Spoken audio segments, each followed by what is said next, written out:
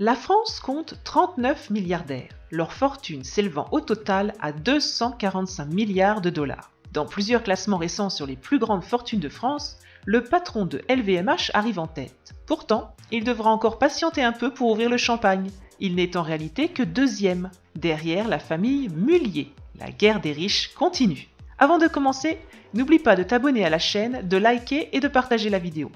Clique aussi sur la cloche pour activer les notifications et surtout, regarde bien la vidéo jusqu'à la fin.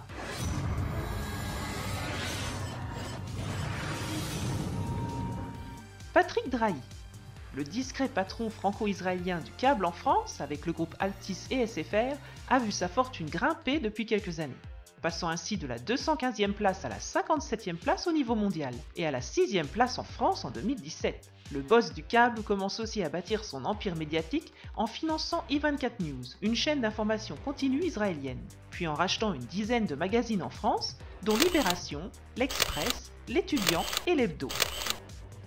Serge Dassault, fils du fondateur du groupe d'aéronautique Dassault, Serge Dassault devient le patron en 1987. Le groupe Dassault Aviation est un constructeur aéronautique fondé en 1929 et qui construit des avions de chasse notamment pour l'armée française. Avec plus de 15 milliards d'euros de fortune personnelle, il se place à la 5e place du classement. Axel Dumas. Axel Dumas, 46 ans, issu de la 6e génération de la dynastie et patron du groupe Hermès, concurrent direct de Bernard Arnault et LVMH dans le secteur du luxe, se place à la 4e place du classement. Avec une fortune personnelle estimée à 30 milliards d'euros, il règne d'une main de fer sur l'ensemble du groupe. Liliane Bettencourt.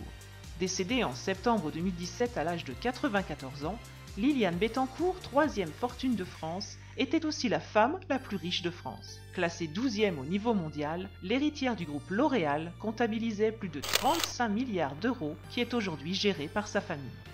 Bernard Arnault.